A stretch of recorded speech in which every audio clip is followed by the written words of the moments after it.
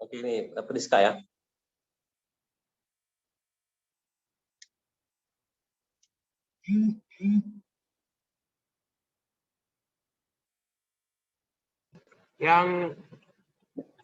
Yang craft itu ya Pak, craft chemical recovery ya, Pak. Recovery proses.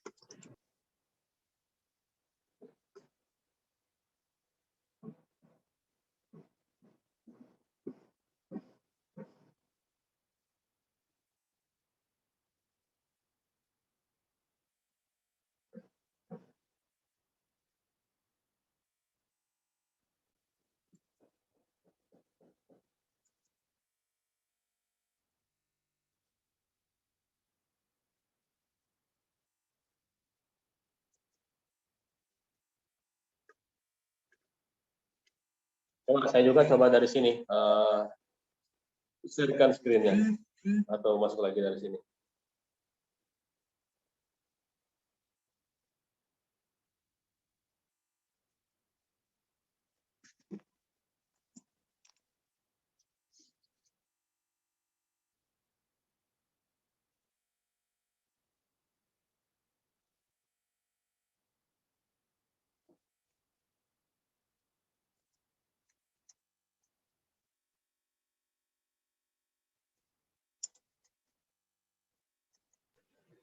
Apakah sudah nampak Pak?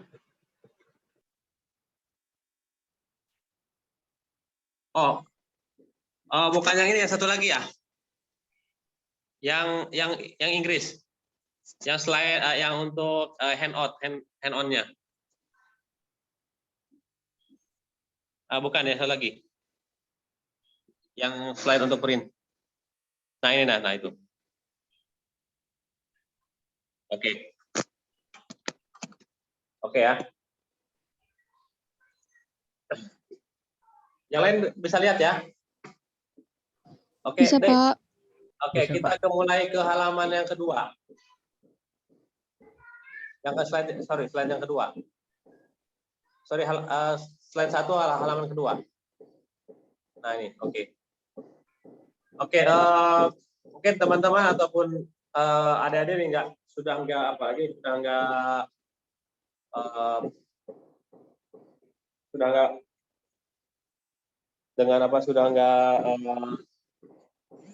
dengan yang ini. Jadi di craft floating proses itu untuk memproduksi palak sebetulnya banyak prosesnya. Mungkin udah dipelajari sebelumnya ya, ada proses chemical, kemudian mechanical. Nah, kemudian di chemical pun itu sebetulnya ada beberapa proses. Ada craft pulping, kemudian juga ada pakai caustic proses. Nah, khusus untuk yang kita pelajari adalah yang berhubungan dengan craft pulping proses. Mengapa kita highlight yang ini? Ini berkaitan dengan chemical recovery karena yang ada full ataupun chemical recovery-nya adalah craft pulping proses dan juga caustic proses. Memang kalau caustic itu hanya menggunakan NaOH, kalau craft pulping proses ini menggunakan chemical-nya adalah NaOH dan juga Na2S. Nah, itu yang membedakan antara craft pulping juga dengan caustic proses. Nah, di sini kita lihat bahwa secara global ini tahun 2008 ini 67% dari total 1.300 metric ton per year. Kalau sekarang sudah lebih dari ini ya. Kita sekarang sudah sekitar sudah mendekati ke 200.000 sampai 300.000 million metric ton per tahun untuk produksi pulp dunia. Nah, itu kurang lebih 67% itu dari kita gunakan craft pulping proses. Nah, dalam hal ini sangat menarik karena di craft pulping proses ini kita sebetulnya di negara kita ini menjadi satu pemain utama. Pemain utama kita punya dua perusahaan besar di Indonesia. Yang pertama itu Apil Group, dalam hari ini RAPP, dan kedua adalah Sinarmas Group. mungkin kita kenal IKBP. Nah, IKBP pun punya beberapa perusahaan, punya beberapa mil yang ada di Perawang, kemudian sekarang juga ada di Oki. Nah, ini negara kita sekarang ini menjadi pemain besar sebetulnya di craft fabric proses ini. Nah, walaupun ada beberapa grup juga yang memproduksi pulp dengan cara craft itu seperti ada di TPL, itu ada di Sumatera Utara, kemudian juga di Jambi, dan ada juga yang di Kalimantan. Tapi yang lebih besar paling besar adalah di RAPP. Nah, kemudian apa sih kenapa ini menjadi 67% kenapa api proses ini? Yang pertama adalah dari sisi high pulp strength-nya ini. Nah, kenapa high pulp strength ini? Karena proses yang lain itu masih terdapat lignin di dalam kertasnya tersebut. Jadi kalau craft fabric proses ini kita harus memisahkan lignin dan juga fiber. Nah, di fabric proses ini lignin itu akan ditekan serendah mungkin supaya hanya terdapat fibernya. Nah, di dalam fiber itu mungkin udah belajar ya untuk kenapa fiber itu bisa kuat, itu karena ada ikatan karbon.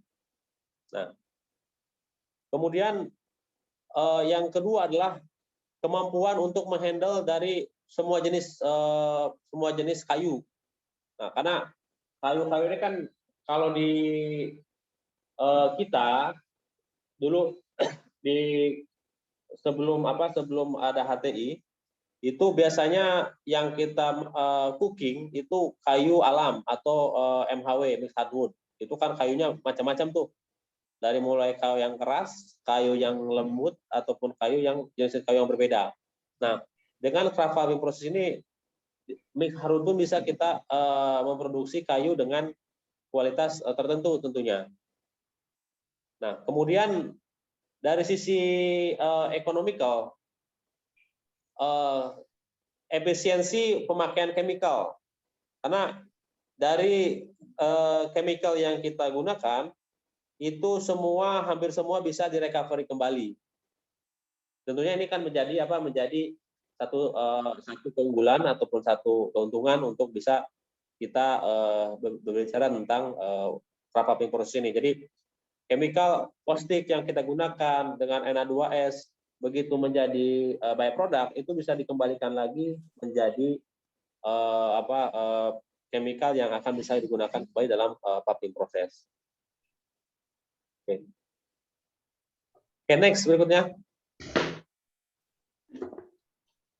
Oke, ini kita lihat ya, craft fabric proses kita lihat di kayu itu mempunyai dua komponen utama, yaitu fiber dan lignin. Nah, yang akan kita ambil untuk membuat produk kertas adalah fibernya, atau fibernya kita ambil. Nah, sedangkan lignin itu kita harus keluarkan dari kayu tersebut. Nah, bagaimana cara untuk memisahkan antara fiber dan black liquid ataupun ligninnya? Maka kita gunakan chemical dalam hal ini adalah NaOH dan Na2S. Nah, kemudian proses pemasakannya seperti apa? Nah, proses pemasakannya kita masukkan ke dalam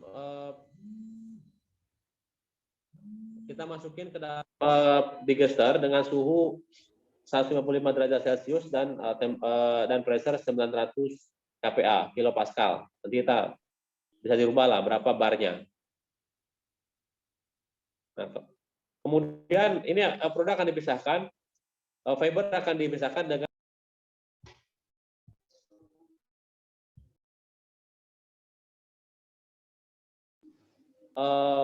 black liquor. Nah, black liquor inilah byproduct yang akan kita olah kembali, akan kita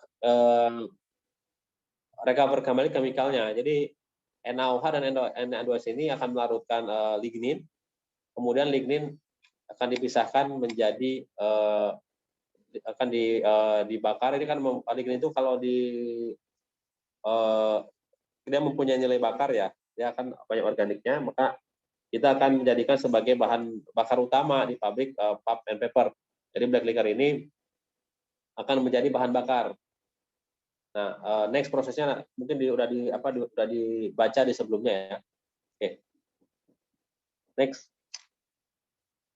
Nah, kemudian kalau kita lihat mass balance-nya, kita lihat ya dari katakanlah di sini kita lihat bahwa kita mempunyai mill ataupun pabrik dengan kapasitas 2.000 ton per day kayu. Nah, kemudian kita gunakan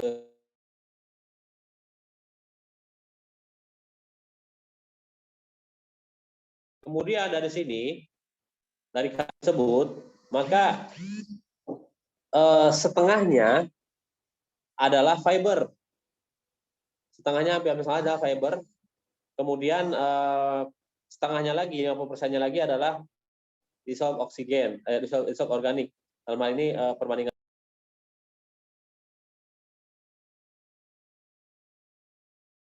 fiber ini akan menjadi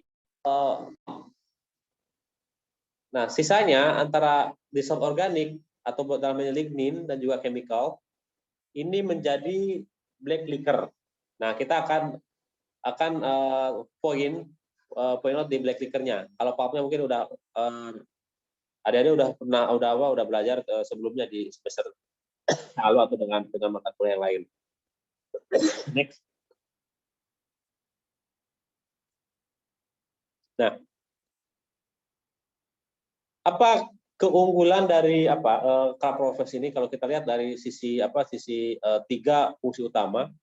Kalau kita lihat di sini ada pulping proses, kemudian kita harus dalam pulping proses ini mendapatkan NAS dan juga organik, kemudian organik kita recovery. Dari recovery kita mendapatkan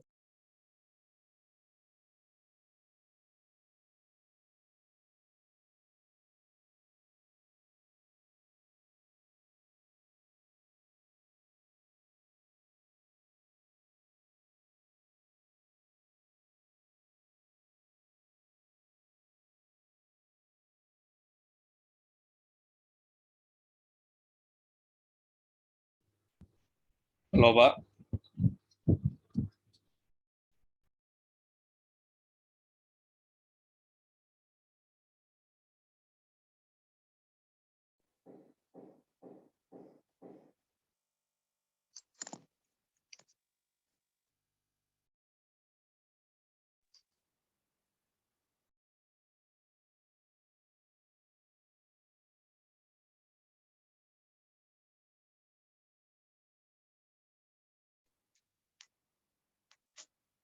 Oke. Suara saya kedengaran? Kedengaran Pak. Terdengar Pak. Tapi tadi terputus-putus. Suara saya kedengaran? Terdengar Pak. Sekarang dengar Pak. Oke. Jadi tiga fungsi utama dari pulping proses ini. Yang pertama adalah untuk mengeliminasi waste material dalam hal ini black liquor. Kalau dibuang ke lingkungan, ini kan sangat besar sekali ini. Ini kan bisa mencemari lingkungan black liquor ini. Karena mengandung chemical, ada sodium di situ, ada sulfur, dan ada material yang lainnya yang organik yang itu pH-nya pun sangat tinggi. Begitu kita buang ke lingkungan, ini akan menjadi pencemaran lingkungan yang luar biasa. Kemudian yang kedua, kita merecovery pulping chemical seperti caustic dan juga Na2S seperti yang saya tadi bilang sebelumnya. Yang ketiga fungsinya adalah untuk mengenerate steam dan power. Jadi 70% kebutuhan power dari craft mill ini itu dari recovery boiler ataupun dari boilernya. Nah, itu 70%. Kebutuhan energinya dari sini, dari pembakaran byproduct dari pulping proses dalam hal ini adalah black liquor. Itu salah satu keunggulan daripada proses. Jadi untuk prosesnya butuh energi yang besar. Nah, kebutuhan energinya hanya bisa digunakan 70%-nya dari black liquor atau pembakaran black liquor. Nah, 15%-nya itu dari kulit kayu. Hanya sekitar 15% yang kita gunakan energi dari luar, dalam hari ini make up dengan batu bara. Nah, itu keunggulan, jadi 85% kebutuhan energinya itu disuplai dari biomas ataupun bahan bakar internal. Itu salah satu keunggulan daripada proses ini. Next. Oke, ini kita lihat dari mungkin halamannya keempat lah ya, langsung. Nah, halaman keempat kita lihat bahwa craft proses ini kan dari digester, kemudian ke washing. Di sini ada kita pisahkan terpap dan juga white black liquor. White black liquor ini kan sekirang lebih solidnya ataupun konsistensinya sekitar 15-18% itu adalah dry solidnya. Sedangkan kemudian kita harus naikkan solidnya dengan cara dimasukin ke evaporator. Di evaporator itu kita rubah yang solidnya 15%, diuapkan airnya menjadi happy black liquor dengan konsistensi ataupun dry solid sekitar 65-85% dry solid. Nah, kemudian di sini ada juga seperti tadi saya bilang sekitar 98% itu yang bisa direcover, sedangkan 2%-nya harus losses kan. Nah, losses itu kita harus make up. Nah, make up-nya adalah kita gunakan Na2SO4 itu sebagai make up atau sodium sulfida, ini garam, jenis garam. Kita masukin ke dalam black liquor, kita make up sebelum dibakar di recovery boiler. Oke. Next nih. Oke. Inilah komposisi utama di dalam black liquor. Kalau kita lihat di sini, chemicals ini kan kalau 72 ya, itu chemicalnya sekitar di sini ada beberapa, ada karbon, ada hidrogen, ada oksigen, ada sodium sulfida atau sulfur, ada potasium dan juga chloride. Dengan apa namanya, di sini kita lihat persentasenya. Tipikal itu persentasenya sekitar untuk karbon karena ini organik itu 3,9, ini kan karbon, itu jenis bahan bakarnya nih kan, ini karbon sebagai sumber dari organik, maka dia sebagai sumber bakar. Kemudian karbon, sodium ini chemicals, dan sulfur ada chemicals. Jadi komponen chemicals utama adalah sodium dan sulfur. Sedangkan potasium dan klorat atau potasium kayak kalium dan klorat ini itu sebagai NPE atau non process element. Nah, itu harus dihilangkan. Jadi yang potasium dan klorat itu nanti di dalam proses chemical recovery itu harus hilang. Karena ini sebagai bahan inert yang bisa mengganggu proses di cycle pumpnya. Oke. Ini tipikalnya. Next. Oke. Jadi ketika sudah kita bakar di dalam boiler, di recovery boiler, maka unsur karbonnya dia akan terbakar, tetapi masih juga tidak semuanya karbon akan terbakar. Maka karbon tersebut akan berikatan dengan sodium membentuk Na2CO3. Sedangkan tadi yang untuk Na2SO4 dia akan mengalami proses reduksi dengan melepas oksigennya sehingga membentuk Na2S. Nah, jadi di recovery boiler tujuannya adalah pertama mengenerate steam dengan membakar sisa organik yang terdapat di dalam black liquor.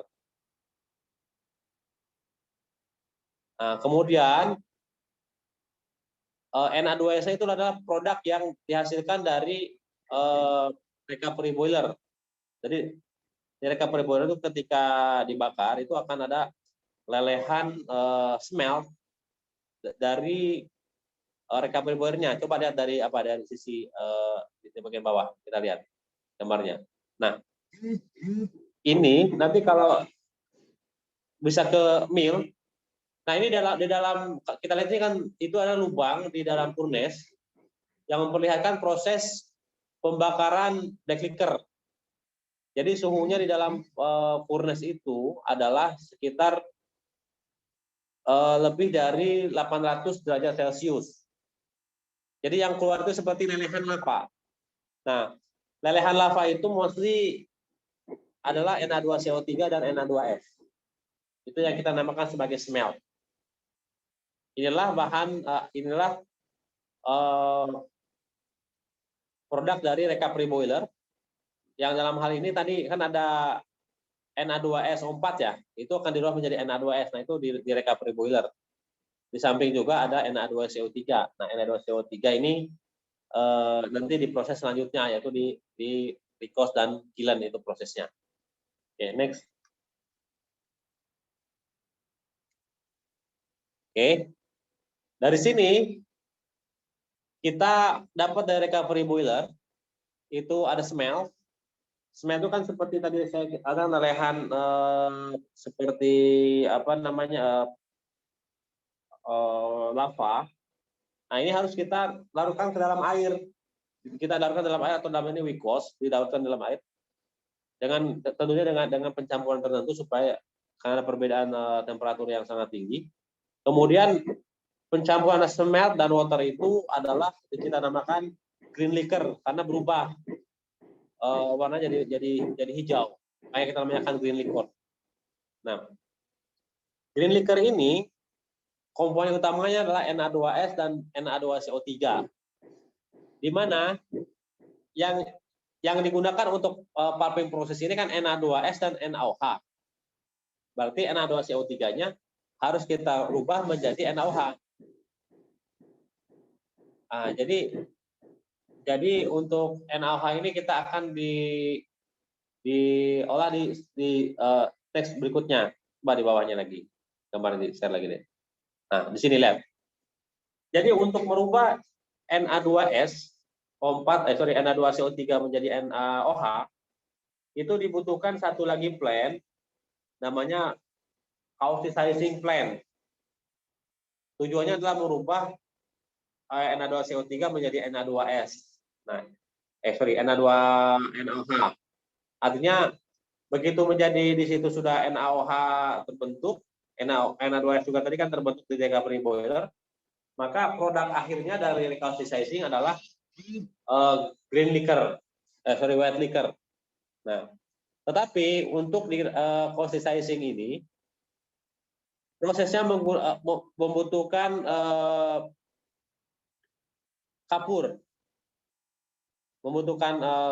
untuk merubah Na2CO3 menjadi NaOH. Nah, itu di causticizing-nya ditambahkan kapur. Nah, ini ada CaO, kalsium oxide. Nah, jadi kemudian kalsium oxide ini kan next berikutnya ya. Kita lihat di sini. Jadi Na2CO3 dirubah menjadi bereaksi dengan CaO, membentuk CaCO3. Membentuk CaCO3 ya, di sini lihat ada yang cycle yang sebelah kiri. Kemudian CaCO3 akan dimasukkan ke dalam lem kiln, akan dilakukan pembakaran di situ, ada dibakar untuk memisahkan antara CaCO3 antara karbon dioksida dengan CaO-nya. Nah, kemudian juga ada cycle.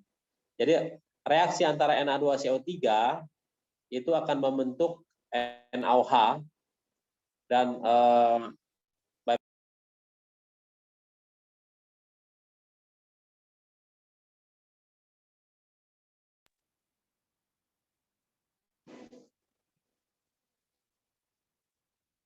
next ya. Oke.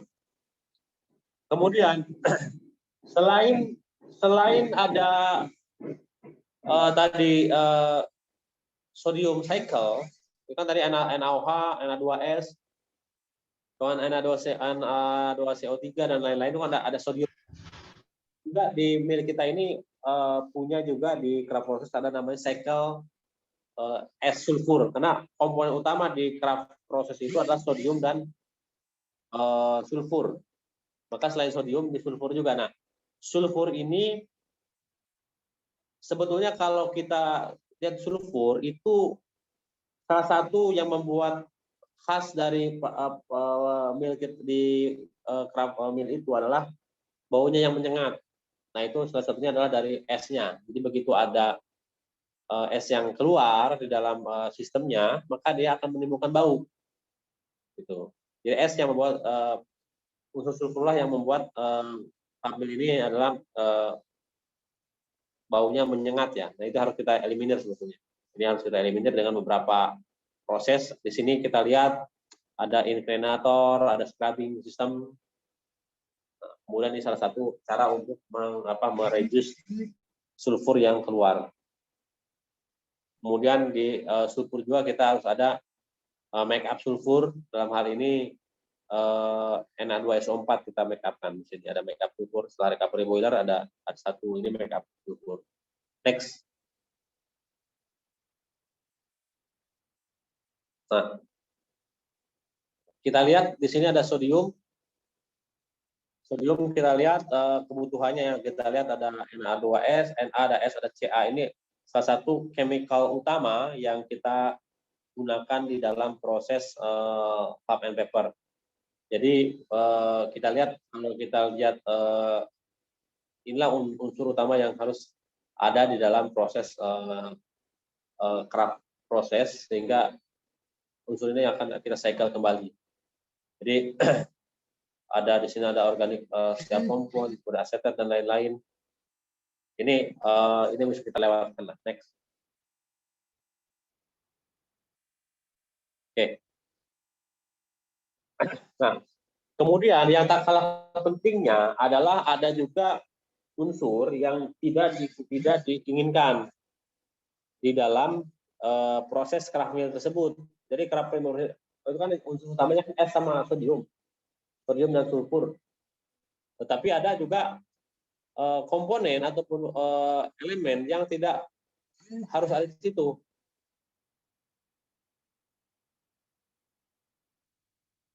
Jadi untuk woodnya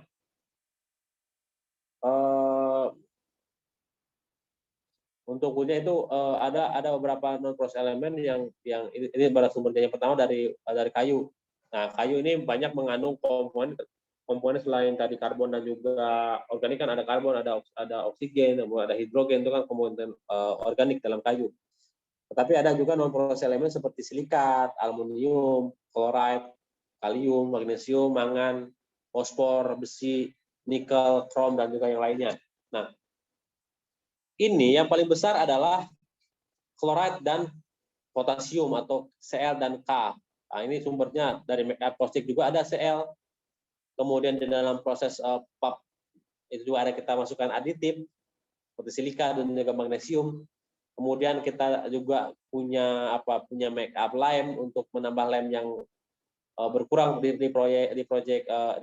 plan kiln itu juga punya non proses elemen seperti silikat, aluminium, magnesium, ada fosfor, ada Fe di situ.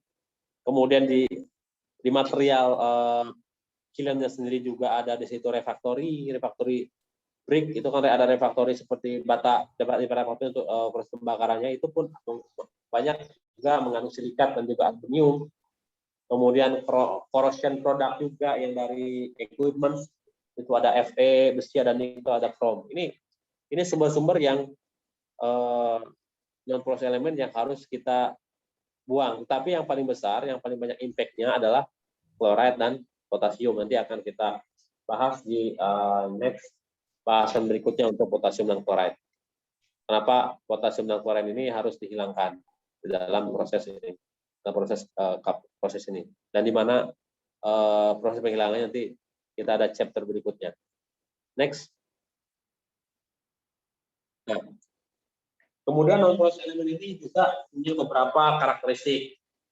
Yang pertama adalah dia mudah larut. Nah, larutnya di mana? Jadi mudah larut di dalam beaker. Lama-lama akan terakumulasi. Kemudian juga ada sebagian terlarut dan sebagian juga tidak terlarut. Nah, biasanya dia akan terpisah dengan beberapa kondisi. Mungkin bisa juga temperatur, suhu, temperatur dan kepresan tertentu dia akan berpisah dari liker. Nah, ini seperti komponennya adalah silika dan juga aluminium. Kemudian ada juga insoluble komponen atau komponen yang tidak larut dalam air atau dalam liker. Maka ini tidak akan terjadi akumulasi. Ini akan sangat mudah untuk kita buang di dalam proses, dalam hal ini di drag dan juga di lem gas. Itu yang ada di prosesnya. Next. Nah, ini yang saya lihat, yang kita lihat dari proses kita ya jadi dalam hal ini di craft proses ini ada satu hal yang saya tadi udah bisa saya ambil sebelumnya, 70% itu didapat energi dari pembakaran black liquor. Nah, ternyata di dalam setiap ton palap yang dihasilkan ini terdapat 22 gigajoule energi setiap per ADT. ADT ini ton palap. Nah, jadi setiap satu ton palap yang dihasilkan itu kita akan mendapatkan energi sebesar 22 gigajoule. Nah, ini cukup untuk menghasilkan steam. Kemudian steamnya itu digunakan untuk memproduksi power di turbin dan juga LP steam yang untuk digunakan di proses di evaporator ataupun di craft proses yang lain. Sedangkan di lem kiln kita butuh energi sekitar 1,9 atau 2 gigajoule. Artinya dari sistem dari recovery energi sendiri masih kelebihan energi ataupun ekses energi sangat besar, sekitar 20 gigajoule. Ini yang digunakan untuk memproduksi electricity dan juga steam yang digunakan di proses piping proses. Jadi luar biasa energi yang dihasilkan dari pada proses mill ini. Next.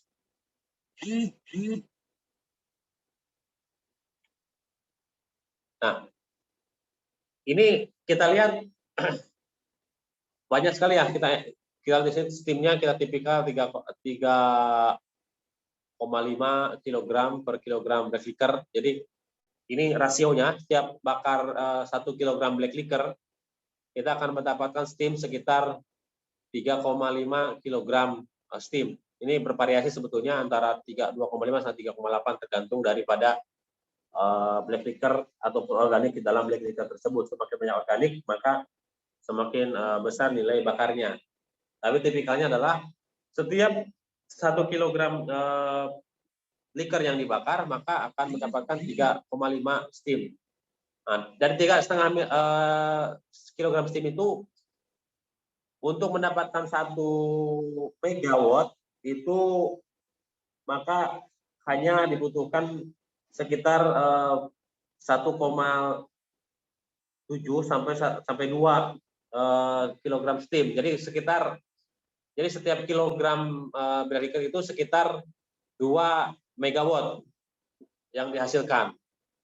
Jadi bisa dibayangin ya apa energi yang didapatkannya. Jadi setiap kilogram black liquor maka menghasilkan energi sekitar 2 megawatt. Jadi di rumah kalau di rumah kita kan kilowatt semua tuh. Mungkin yang punya listrik sekitar 22 kWh 2.200 kW berarti kan 2 ini. Jadi 1 kilogram steam itu bisa digunakan untuk satu rumah. Jadi luar biasa energi yang didapatkan di sini. Jadi hanya untuk untuk kebutuhan energi rumah tangga dalam satu rumah itu hanya dibutuhkan 1 kilogram liquor yang dibakar. Itu luar biasanya energi yang dihasilkan di di dalam backliquor. Next. Oke. Kemudian ada teknologi yang ini tentunya akan menjadi nilai tambah lebih. Bagaimana untuk mendapatkan atau merecovery energi dan juga merecovery chemical lebih efisien. Yang pertama, kalau di evaporator, bagaimana kita menaikkan solidnya. Artinya menaikkan solid itu kan mengurangi air yang di dalam backliquor. Nah, ketika air lebih dievaporasikan lebih banyak, maka nilai bakarnya itu kan lebih tinggi. Nah, sekarang itu kalau dulu evaporator sebelumnya teknologinya hanya bisa sekitar solidnya 72%. Sekarang itu sudah ada yang 85%. Jadi ada evaporator terbaru yang di era PP ini commissioning ataupun baru dipasang atau baru dibuat atau dibeli, itu solidnya bisa 85%. Sehingga energinya juga yang kita bisa recovery lebih efisien. Kemudian recovery boiler juga sekarang sudah ada recovery boiler dengan yang bisa bakar solid yang tinggi, yang lebih 80%. Kemudian steam temperaturnya juga sudah ada yang semakin tinggi, jadi lossesnya itu semakin tinggi steam yang dihasilkan, maka losses energinya juga semakin rendah, lebih efisien. Kemudian juga recovery boilernya itu lebih, sekarang udah ada juga lebih efisien. Nah, ada juga recost dan lem kiln juga kita punya pressurized filter dan juga lem mud dryer yang bisa mengurangi gas yang keluar di dalam recost dan kiln itu sendiri. Next. Nah, ini kita lihat ada beberapa teknologi yang kapasitas boiler yang bisa membakar mana sih backliquor yang dibakar. Nah, untuk recovery boiler sendiri, kalau ini kan bukan teknologi yang baru, sebetulnya dari tahun 1930 setelah pasca Perang Dunia Pertama itu sudah mulai ada recovery boiler, tapi memang kapasitasnya masih di bawah 1.000 ton dry solid per hari yang kita bisa bakar. Nah, sekarang di tahun 2011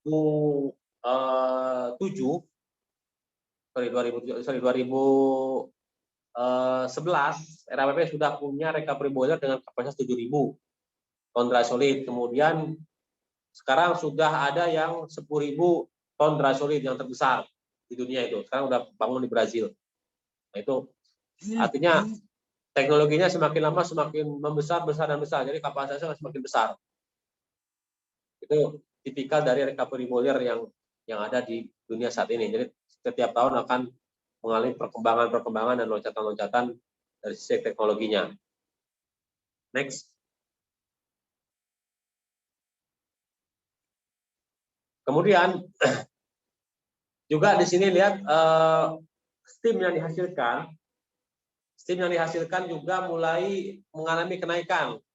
Jadi sebelumnya steamnya itu sekitar pressure-nya ya sekitar di 80 bar. Nah, sekarang sudah ada teknologi yang mendapatkan steam sekitar 130 sampai 140 bar. Ini udah ada teknologinya. Jadi seperti saya bilang sebelumnya itu lebih efisien. Dan temperatur steamnya pun memang akan berdasarkan termodinamika akan naik dari sekitar 480 sampai di atas 500 sekitar 540-an. Ini menjadi advantage daripada efisiensi boilernya, sehingga energi yang di dalam black liquor-nya itu akan terserap secara lebih efisien di recovery boiler. Next. Nah, ini sebetulnya akan dibahas kalau kalian tertarik di sini ada beberapa keuntungan kalau kita bakar black liquor yang lebih tinggi solidnya di recovery boiler. Yang pertama adalah tentu tadi ada significant increase dari steam generation, oke, betul. Kemudian yang kedua adalah improve combustion dan juga combustion stability, jadi lebih stabil pembakaran dalam boilernya. Dan tak kalah penting adalah emisi. Emisinya begitu lebih tinggi solidnya, artinya pembakaran akan lebih sempurna. Maka SO2 dan juga TRS itu ini kan dua-duanya ini apa namanya dua-duanya adalah sebagai emisi harus dihindari. SO2 kan menyebabkan hujan asam kan, sama juga TRS juga ini sama juga menggunakan akan menyebabkan sebagai hujan asam. Ini harus juga kita akan hindari ketika high solid dibakar di dalam boiler. Kemudian di dalam boiler sendiri akan ada mulai juga lebih kotoran-kotoran yang falling dan flagging di dalam kita exchange di dalam boiler itu akan mulai berkurang. Tentunya yang kelima adalah increase dari capacity dari existing unit.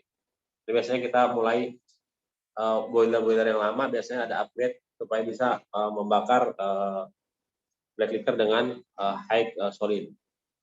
Oke, next. Ini beberapa operation problem sebetulnya ini lebih ke arah yang terjadi seperti equipment problem, kemudian prosesnya, kemudian liquor chemistry-nya akan berubah ketika ada terjadi perubahan-perubahan yang terjadi di dalam proses itu sendiri. Next.